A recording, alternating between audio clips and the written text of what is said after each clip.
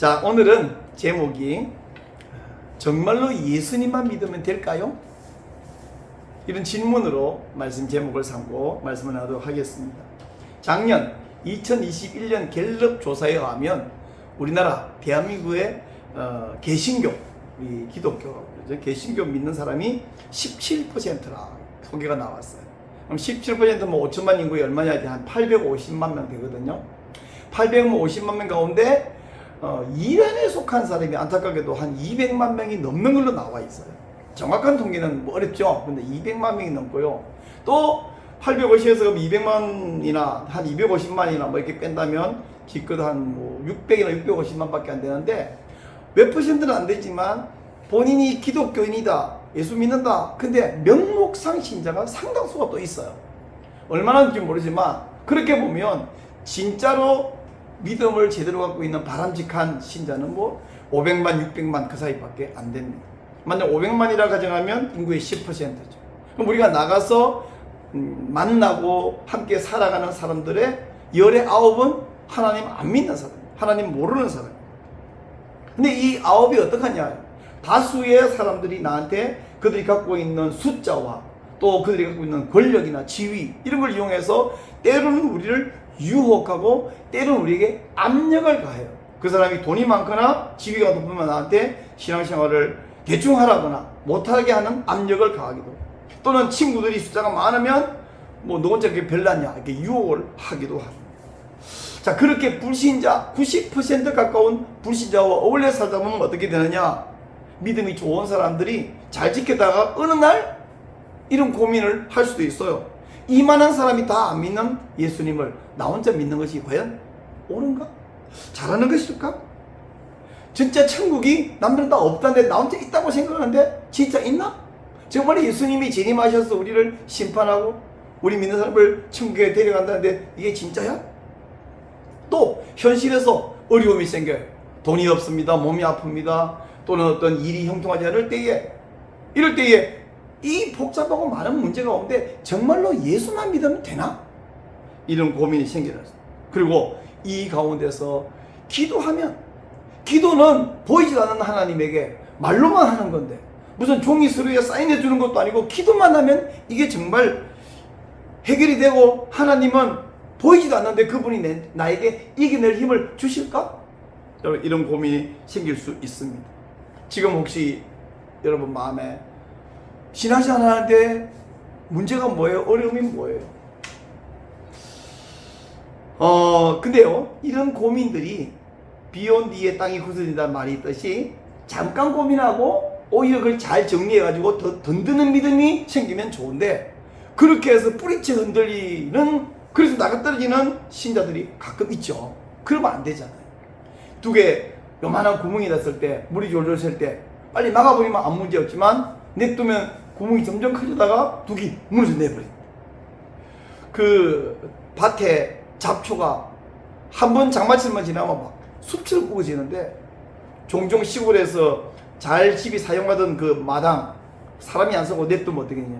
한 2년 3년 냅두면요, 폐가가 되면 풀이 얼마나 우거지고 또 어떤 나무에 씨앗 떨어져 가지고 몇 년 냅두면 거기가 정글처럼 돼버려요. 그럼 더 이상 거기 그렇게 사람이 살 수가 없어요. 마찬가지로 우리 신앙생활에 잡초 같은 것이 생겨날 때 빨리빨리 뽑아버리면 문제가 없는데 냅두면 정글이 돼버려요. 구멍이 뚫렸을 때 빨리 막아버리면 되는데 두면 둑이 무너집니다. 마찬가지로 우리의 믿음이 흔들리거나 이게 무너지고 두면 안 되죠. 그래서 하나님께서 우리의 믿음이 굳건하게 하기 위해서 절대로 우리의 의심, 문제가 발생하지 않도록, 커지지 않도록 강력한 증거, 근거를 주셨는데, 그 근거는 하나님 말씀일 뿐 아니라 그 가운데서도, 하나님 말씀 가운데서도 다양한 장르의 말씀이 있는데 그 중에 마태복음, 이 마태복음은 아주 매우 독특한 이 주제가 있어요. 이 마태복음이 기록되었고 우리에게 주신 이유가 특별히 있는데, 오늘 마태복음을 통해서 우리 믿음이 얼마나 든든한 근거가 있는가, 이것을 한번 확인해보고 믿음이 든든해지기를 축복합니다. 아멘. 우리 주위에 이게 막 90%가 안 믿잖아요. 이들이 유혹도 하고 압박도 해오는데, 그러면 사람이 잠시 유혹을 받거나 흔들리거나, 아니면 어떤 사람은 더 많이 흔들리거나 하는데, 주변 사람의 유혹이나 압박에서 흔들리는 이런 일들은 오늘날 우리에게만 있는 것이 아니고, 예수님이 부활하여 승천하신 지 수십 년도 안 된 100년 미만의 그 1세기 초대교회, 그들은 우리가 생각할 때 막 성령이 충만하고 믿음이 뜨겁고 아주 속된 말로 난리 났지 않습니까? 근데 그들에게도 그런 흔들리는 상황, 그런 사태가 발생했다는 사실이에요. 이런 사람들을 위해서, 초대교회의 신자들의 믿음을 위해서 마태가 펜을 들었어요. 그 당시 어려움은 뭐냐면 이런 거예요. 유대인들은 아주 전통적으로 대대로 여호와 하나님을 믿어왔는데, 어느 날 예수쟁이들이 등장해갖고 뭐라 그러냐면, 여호와만 하나님이 아니고 여호와도 하나님이면서 예수와도 하나님이라는 거예요. 아니, 사람 몸에서 태어나서 십자가 못 박혀 처형당해 죽어버린 그놈의 인간, 그 사람들 입장에서 그게 하나님이라고? 저 이단들 보게나? 이래서 박해를 하는데, 그 박해가 가운데 유명한 사람 하나 있죠? 사도 바울. 또 초창기에는 그런 박해자였어요. 그리고 이 유대인들은요, 로마 황제와 협상을 잘해가지고 유대교는 로마 황제가 인정을 하는데, 저 그리스도인이라 부르는 예수쟁이들은 인정을 안 하게 돼요. 그래서 황제가 유대교인은 박해를 안 하고 기독교만 박해를 하는 거예요.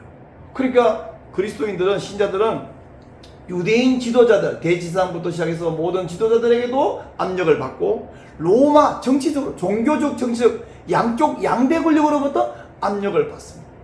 얼마나 힘들어요. 그러니까 이 사람들은 우리가 조상 내내 여호와 하나님 믿어왔는데 갑자기 예수님을 믿어서 이 양쪽 압력을 받는구나. 굳이 예수를 믿어야 되나? 그냥 옛날로 돌아가서 여호와만 믿으면 안 될까?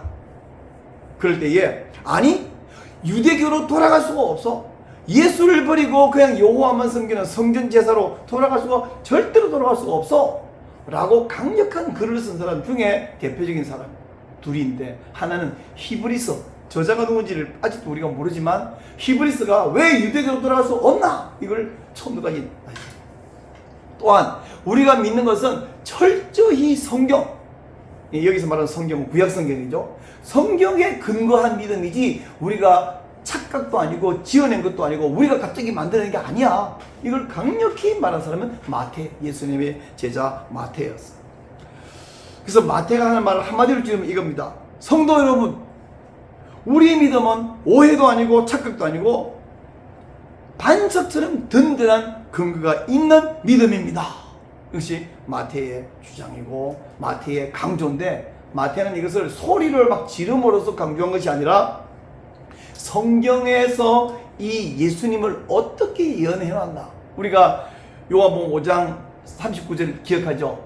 너희가 성경에서 영생을 얻는 줄 알고 이 성경을 상고하거니와 이 성경이 곧 내게 대해서 증언한 것이니라. 예수님 말씀이잖아요.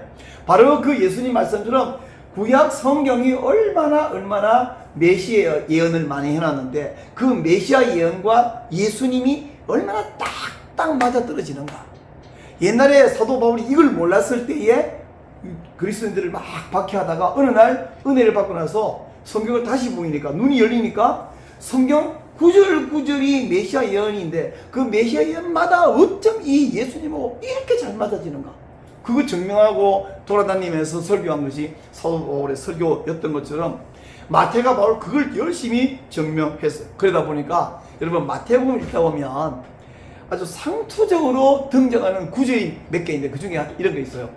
기록되었으되. 그런 말 많이 보셨죠? 기록되었으되. 영어로 말하면 written. 그런데 한국말로 기록되었으되. 그런가 하면 또 있어요. 선지자로 하신 말씀을 이루려 하심이라. 그러면 똑같은 구절이 계속 나와요. 선지자로 하신 말씀을 이루려 하심이라. 근데 마태복음에서 이런 표현이 많이 나오는데, 그런 표현들만 좀 마태복음 1장부터 20장까지 다 가지보다 그런 표현이 있는 구절마다 한번 찾아서 확인해 보면 좋겠어. 오늘 그 중에서 첫 번째 그런 표현이 나온 게 어디냐? 오늘 읽은 1장 18절부터 25절 사이인데, 그 중에서 22절에 보니까 이 모든 일이 된 것은 주께서 선지자로 하신 말씀을 이루려 하심이니 이렇게 말하고 있습니다. 자, 여기 우선 마태가 이 말하기 전에 어떤 사건이 나오냐면 예수님이 정말로 하나님이 약속하셨고 하나님이 보내주신 그 구원자가 맞는가? 이 초대교회 신자들이 고민을 했잖아요. 근데 초대교회 그 신자들이 고민하기 전에 그들보다 훨씬 더 심각하게 이 고민을 했던 사람인데 그 사람 이름이 바로 요셉. 요셉보다 이 문제를 현실적으로 더 많이 고민한 사람이 없기 때문에 만일에 요셉이 이 문제를 해결하면 나머지 신자들은 저절로 문제가 해결되는 거예요. 그러면 요셉은 왜 그런 고민을 했느냐? 갈릴리 나사렛에 살고 있던 아주 성실한 총각 요셉이 그 마을에서 매우 성실할 뿐 아니라 지도력까지 뛰어난 여성 마리아와 결혼하기로 약속하고 약혼을 했어요. 근데 마리아라는 이름은 헬라식 발음인데 원래 히브리식 발음은 미리암이거든요. 미리암은 누구냐면 모세의 누나, 모세의 누이가 미리암이고 이 미리암은 이 유대인들 사이에 리더십 있는 여성 리더십의 대명사로 이미 알려져 있어요. 미리암이 성경에 나오는 이런 인물 가운데서 공부를 제일 잘한 사람이잖아요. 미리암. 자, 이 미리암과 결혼을 했는데, 약속을 했는데, 이 시대 사람들은 이 결혼인가 약혼인가가 약간 헷갈려요. 왜냐하면 약혼을 하면 법적으로는 이미 부부예요. 근데 한 집에서 결혼해서 살지는 않아요. 그러니까 이게 우리 말해서 약혼과 결혼은 중간쯤 되겠죠. 근데 1년 동안 잘 준비해서 1년 후에 이제 결혼식을 해야 되는데, 그럼 이제 이 신부도 신랑도 자기 신랑, 자기 신부한테 결혼해서 살 날을 꿈꾸면서 준비하겠죠? 꿈에 부풀어 있는 어느 날 요셉이 청천벽력 같은 소리를 들었는데 자기 신부가, 자기 아내예요. 아직 결혼식 안 했지만 아내인데 자기 아내가 임신했다는 거예요. 아니, 자기가 결혼 안 했는데 임신했다고요? 근데 더욱 어이가 없는 것은 그 소식을 소문에 들은 게 아니라 마리아가 직접 말해줘. 근데 말하는 마리아가 막 부끄러워서 어쩔 줄 몰라 쩔쩔매는 것도 아니고 사건을 저질러서 두려워서 벌벌 떠는 것도 아니고 너무나 담담하고 당당하게 이야기를 하는 거예요. 그럼 이 여자가 왜 이렇게 당당한가? 들어봤더니 이유가 첫째, 자기는 어떤 남자 때문에 임신한 게 아니라 하나님의 영, 성령으로 이렇게 임신을 했다고 말하면서 그 이야기를 천사가 먼저 와서 해줬다는 거예요. 두 번째는 천사가 해준 말을 듣고 사가랴 제사장의 부인인 엘리사벳을 찾아갔는데 그 당시 엘리사벳은 임신한 지 한 6개월 정도 됐는데 첫 번째 만나자마자 엘리사벳이, 그 나이가 좀 많은 부인이잖아요. 엘리사벳이 이 젊은 새파란 신부, 아직 결혼식은 안 한 신부인 이 마리아에게 했던 말을 들려주는데 누가복음에 가보면요, 엘리사벳이 마리아에게 이렇게 말해요. 제가 읽어드릴게요. 당신은 여인들 중에 복을 받았습니다. 당신의 뱃속에 있는 아기도 복을 받았습니다. 내 주의 어머니께서 내게 오시다니 이게 어찌된 일입니까? 보세요. 당신의 인사말이 내 귀에 들릴 때 내 뱃속에서 아기가 기뻐하며 뛰놀았습니다. 주께서 하신 말씀이 정말 이루어질 것을 믿은 여인은 복이 있을 것입니다. 이게 엘리사벳이 마리아에게 했던 이야기예요. 자, 이렇게 또박또박 부끄러운 게 아니에요. 수치가 당당하게 또박또박 말해주는 이 마리아의 표정과 그 내용을 보면서 입장을 바꿔보세요. 우리 집 아들들이 셋이나 있는데, 아니 내가 결혼하려고 약혼하고 내일 모레 결혼하는 여자가 이런 일이 벌어지고 이런 말을 한다고 상상하면 이 말을 믿고 받아들여야 될까요? 말도 안 돼! 하고 부정해야 될까요? 굉장히 곤란하고 굉장히 어려워졌죠. 마리아의 표정과 말들을 보니까 진짜일 수 있겠는데, 그러나 어떤 남자가 그걸 쉽게 받아들이겠어요? 너무너무 혼란스러웠어요. 아마 요셉이 오 하나님, 왜 내게 이런 일이 벌어지나요? 어쩌자고 내 인생에 이런 일이 벌어지나요? 아마 약간의 불평 섞인 원망 섞인 기도도 했을 것 같아요. 만약에 마리아의 말을 안 믿으면요, 어떻게 되냐면 동네에 나가서, 그 당시 동네는 이웃 주민인 동시에 친척이거든요. 옛날에는 나가서 내가 결혼하려고 아니 사실은 약혼한 마리아가 이런 짓을 저질렀습니다. 폭로를 하면요, 마을 사람들이 부정을 저지른 처녀는 전부 다 돌을 들고 와서 두들겨 죽여요. 그게 마을 사람들의 풍습이 아니라 모세가 명한 율법이에요. 하나님의 법이에요. 근데 자기는 마리아는 믿고 싶은데 이 사실은 받아들이기가 너무 어려워서 고민하다가 그냥 폭로를 하지 말고 받아들일 일은 없고 그냥 조용히 파혼하고 끝내자. 조용히 파혼하고 끝내려고 하고 있는데 그날 밤에 요셉의 인생에서 정말 가장 극적인 사건이 벌어졌는데, 그날 밤에 꿈에 천사가, 그 천사는 아마 전에 마리아에게 나타났던 그 6개월 전에 마리아에게 왔던 그 천사일 거예요. 천사가 요셉에게 왔습니다. 그리고 세 가지 이야기하는데, 첫째는 무슨 이야기냐면, 요셉아, 네 아내 마리아 데려오기를 두려워하지 말라. 왜냐하면 그에게 잉태된 자는 성령으로 된 것이기 때문이다. 우리 한글 성경에는 왜냐하면 이라는 단어가 번역상 슬그머니 빼놨어요. 근데 헬라어 원문에는 왜냐하면 가르라는 단어가 들어 있습니다. 두 번째 말은 마리아가 낳을 아들 이름을 예수라고 해라. 예수는요, 우리 한글 발음이고요, 헬라어 발음은 예수스인데 히브리어 발음은 예슈아. 사실 똑같은 말을 사람들 다 발음 조금 이상. 예슈아 이 뜻이 뭐냐면, 왜 제가 막 한글, 헬라어, 히브리어 말하면 이게 원래 히브리어라서 그래요. 예슈아라는 말은 구원이란 뜻이에요. 왜 이름을 구원이라고 짓냐? 그러면 그가 자기 백성을 그들의 죄에서 구원할 자이기 때문이다. 여기도 왜냐하면 가르라는 말이 있습니다. 자, 천사가 요셉에게 들려준 세 번째 말은 요셉의 심각한 고민과 초대교회 신자들의 그 현실적 어려움, 압박 문제로부터 흔들리는 그 모든 문제를 다 해결해주는 말씀인데, 천사가 말하기는 마리아가 처녀이면서 신부, 법적 신부이지만 육신적으로는 처녀잖아요. 처녀이면서 임신하고 아들을 낳는 이런 일은, 그리고 그 아들이 온 인류의 구원자가 되는 일은 이미 선지자가 예언했던 일, 메시아의 예언이 성취되는 사건이다 라고 이야기를 해주는데, 그 선지자의 예언은 뭐냐면 이사야서 7장 14절에 있는 말씀, 보라 처녀가 잉태하여 아들을 낳으리니 그 이름을 임마누엘이라 하리라 라고 하는 말씀이 성취된 사건이라고 이야기해 주는 거예요. 자, 지금요 내가 이야기하고 있는 요셉이 고민합니다, 마리아랑 사건 때문에 고민합니다, 천사가 나타났습니다, 이 모든 이야기가 언제 얘기하냐면 예수님이 태어나기 전의 이야기잖아요.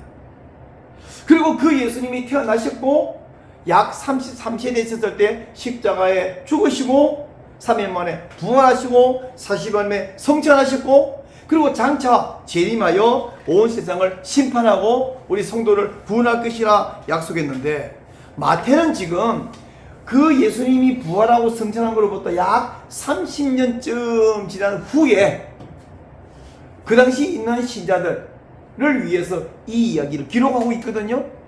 마태복음을 정확하게 언제 기록했는지 잘 모르지만 대략 한 30년, 한 40년 그 이후에 기록했어요. 그러니까 지금 요셉과 마리아 이야기는 지금 있는 신자로부터 약 60년, 65년 전에 벌어졌던 이야기예요. 요셉은 이 이야기를 그 당시 신자들에게 말로 설명했고 글로 기록해서 그들에게 기록을 주었고, 그 기록은 성령님의 은혜로 오늘 우리에게까지 성경 속에 보관돼서 전해지고 있습니다. 자, 천사가 요셉에게 해준 이 선지자 예언은 이사야가 했던 예언이고 이사야 7장 14절에 기록되었는데, 유대인들은요 누구든지 구약 성경 요새 율법과 시편과 선지서 요걸 합쳐갖고 타나크라 부르거든요. 우리가 성경을 구약 신약 이렇게 부르는, 그들은 율법, 선지서, 시편 요 세 개 합쳐서 타나크인데, 타나크는 절대로 변함없는 확실한 하나님 말씀에서 다 믿고 있어요. 그래서 만약에 타나크에서 말했던 그 메시아 예언과 예수님하고 딱 맞아진다, 이 사실만 확인되면 그들은 더 이상 고난이 와도 어려움이 있어도 흔들리지 않는 믿음이 되는 것입니다. 자, 그러면 이사야 7장 그때 무슨 사건이 있었느냐 잠깐 이야기해 드릴게요. 그 당시에 주전 약 700년경에 유다 나라에 아하스라고 하는 믿음이 형편없는 왕이 있었어요. 이 왕시대에 북쪽에 있는 이스라엘하고 그 북쪽에 있는 아람 두 나라가 연합해가지고 유다를 공격해왔어. 근데 유다 나라는 그 당시 국방력이 약해가지고 군사력도 약하고, 그렇다고 아하스가 하나님께 히스기야 왕처럼 막 기도할 믿음도 없었어요. 군사력도 없고 믿음이 없으니까 왕이 두려워서 사시나무처럼 떨고 있는데, 그때 하나님께서 이사야 선지자, 여러분 이사야 그러면 우리 어떤 선지자보다 잘 알죠? 이 이사야는 얼마나 대단하냐면 4명의 왕이 섬기는 기간 동안에 선지자로 활동했던 사람. 그 이사야가 아하스에게 찾아왔으니 우리 입장에서 보면 어머, 아하스가 이제 살았다, 이사야 선지자가 내게 오셨구나, 선지자님은 어떻게 하면 될까요? 이러면 되잖아요. 근데 이 아하스는 어떤 사람이라? 믿음이 없는 사람. 그 위대한 선지자가 찾아왔는데 선지자가 와서 말합니다. 하나님 말씀하시기를 앞으로 65년 내에 저 적국이 망할 거고요, 그리고 하나님이 저들을 다 물리쳐 주니까 걱정하지 마십시오. 와, 얼마나 감사하고 얼마나 행복해요. 감사한 건 얼마나 해야 될까요? 근데 아하스는 그 이야기를 듣고 할렐루야 감사합니다, 하나님께 선지자님께 감사합니다 그랬는데 표정 보니까 무덤덤한 사건이 생각하고 있어요. 이사야가 보니까 아하스의 속생각이 이래요. 아이고 목사님, 그런 일이 생기면 얼마나 좋을까요? 그렇지만 나는 안 믿어요, 못 믿어요, 이런 표정을 짓고 있어. 그래서 이사야가 아하스에게 말했습니다. 하나님께 표적을, 징조를 구하세요. 징조를. 어떤 징조, 하늘 위에 있는 징조나 바닷속에 있는 징조나 어떤 징조인지 구하세요. 하나님이 주실 겁니다. 그랬더니 이 아하스가 아주 폼나는 말을 한마디 합니다. 선지자님, 요즘 저겁니다. 목사님, 저는 하나님을 시험하지 않습니다. 아니, 지금 하나님이 약속하고 그 약속에 근거한 징조를 구하라고 하나님 말했는데 지가 하나님을 시험 안 한다니 이게 무슨 소리예요? 하나님을 시험하지 않는다고 말했어. 그러자 선지자 이사야 선지자가 아하스에게 당신이 징조를 완고하니까 하나님이 직접 징조를 하나 주겠는데 그 징조는 뭐냐면, 보세요, 처녀가 잉태하여 아들을 낳을 것이고 그 아들이 이름이 임마누엘 할 것이고요, 그 아들이 나중에 자라나서 엄마 아빠 부르기 전에 이 사건이 발생할 것입니다. 이렇게 이야기를 하고 갔어요. 자, 근데 여러분, 혹시 여러분은 어떠세요? 저는 이 성경을 처음 읽을 때 그러면 주전 700년, 예수님보다 700년 전에 이사야 시대에도 마리아처럼 어떤 처녀가 아들을 낳은 사건이 발생했단 말인가요? 그러면 엄청 대단한 이야기잖아요. 그리고 처녀가 아들 낳은 이야기가 처음이 아니라고요? 그때도 있었다고요? 기적이? 근데 그런 일은 없었어요. 그럼 무슨 이야기냐? 여기 처녀라는 단어가, 한국말로 번역된 단어가 히브리어 알마라는 단어인데 이게 뜻이요, 처녀라는 뜻도 있고요, 젊은 여자라는 뜻도 있어요. 그러면 이 아이를 낳을 여자가 만약 처녀가 아니고 그냥 젊은 여자라면, 젊은 여자가 애 낳는 건 너무 당연한 거잖아요. 그게 무슨 징조인가요? 근데 그렇지 않아요. 지금 이사야가 이 말을 할 때 아하스도 이사야도 지금 이사야가 말하는 그 처녀 알마라는 그 젊은 여자가 누군지 서로 알고 있는 거예요. 그래서 이 여인이 아기를 낳을 때에 그때 낳아서 아이가 자라서 어른 되기 전에 하나님이 구원할 것이라는 약속을 지금 준 것입니다. 자, 이사야는 한 젊은 여인이 아들을 낳을 것이고 그때쯤 유다를 구원해 준다고 약속했는데, 그 이사야의 말은, 여러분 내가 이런 말을 자주 하잖아요. 선지자의 말은 항상 이중 성취를 내다보고 있다. 첫째는 당대에 이루어질 것이고, 둘째는 훗날 예수님 태어날 때 혹은 예수님이 활동하는 교회를 통해서 혹은 더 나아가서 마지막 재림 이후 천국까지 성취를 내다보는, 이중 성취를 내다보는 말을 선지자가 한다고 이야기했잖아요.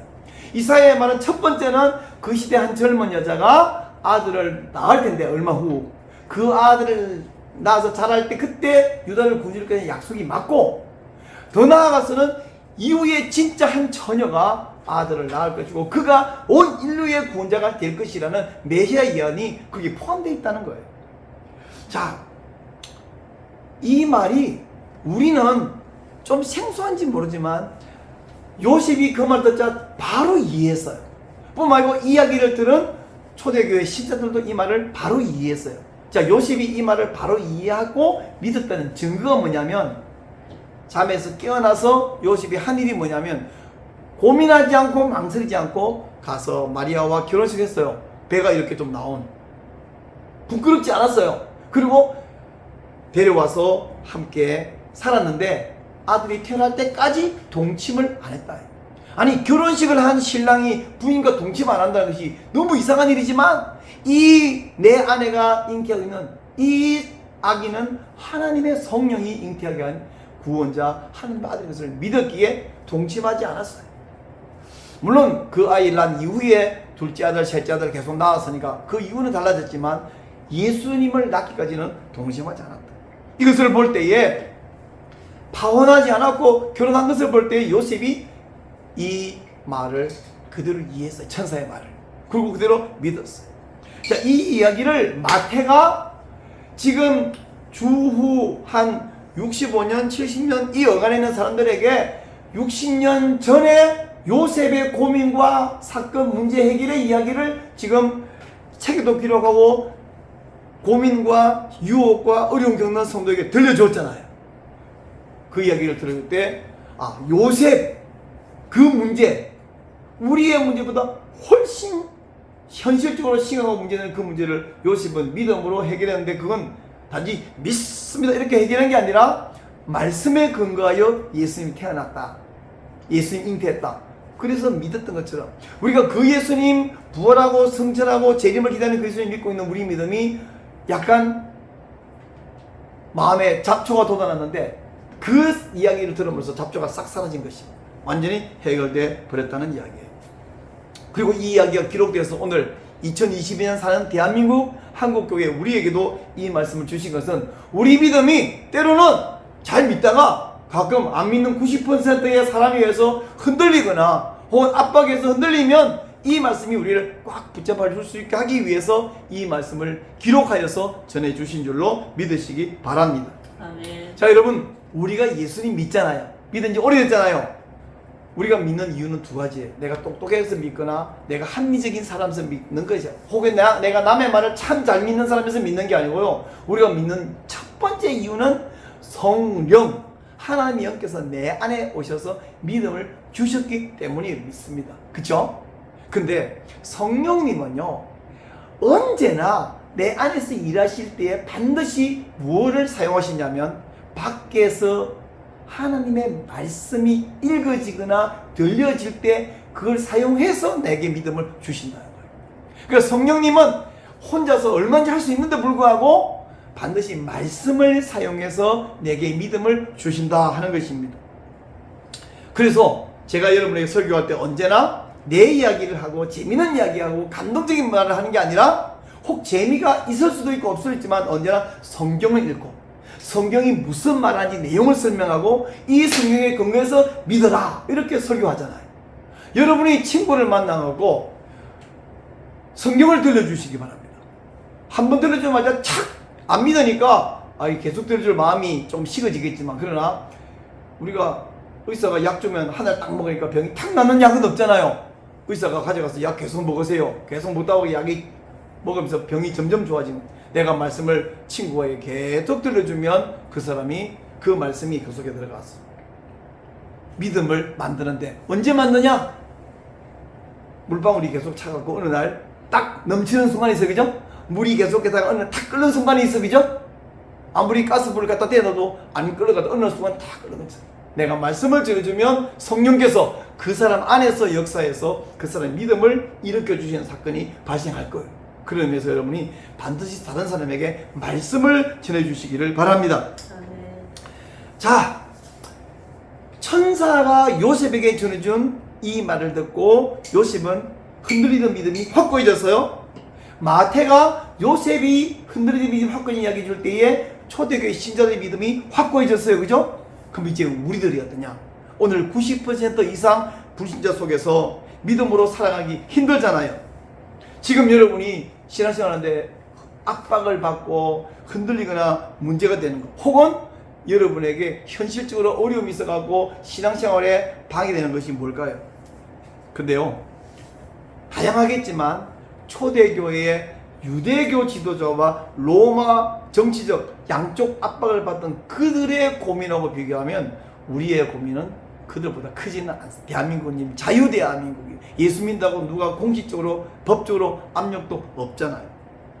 어제 8월 6일자 고신 뉴스에 보니까 작년 2021년 1년 동안 인도에서는요 26,774명이 신앙생활 때문에 박해를 받았고 그 중에 20명, 20명이 살해를 당했어요. 그럼 우리는 지금 누가 공식적인 박해는 안 하잖아요. 단지 유혹할 뿐이고, 혹은 내가 어떤 손해를 볼까봐 흔들릴 뿐이지 나한테 압력은 없잖아요. 게다가 예수 믿는다는 이유 때문에 잡혀가고 두들겨 맞았다는 말도 못 들어봤고 죽었다는 말은 한 번 못 들어봤죠. 여러분, 이런 1세기 초대교회 유대교 신자들의 압력, 고통도 있어요. 지금 2021년 작년 1년 동안 인도에서 20명이나 순교하는 이런 어려움인데 비교하면 우리 어려움은 있지만 그들보다 크다고는 말할 수 없습니다. 여러분의 믿음을 말씀에 근거해서 흔들리지 않는 믿음이 되시기를 바랍니다. 자, 여러분, 이 담쟁이 능쿨 그림을 한번 보세요. 담쟁이 능쿨은요, 지 혼자서는 몇 센치도 위로 못 올라가요. 그죠? 몇 센치 올라가면 뚝 떨어지겠죠. 힘이 없어요. 서 있지도 못하고 위로 올라가지 못하는데, 담쟁이 능쿨은 언제나 나무나 바위나 담벼락을 타고 올라가.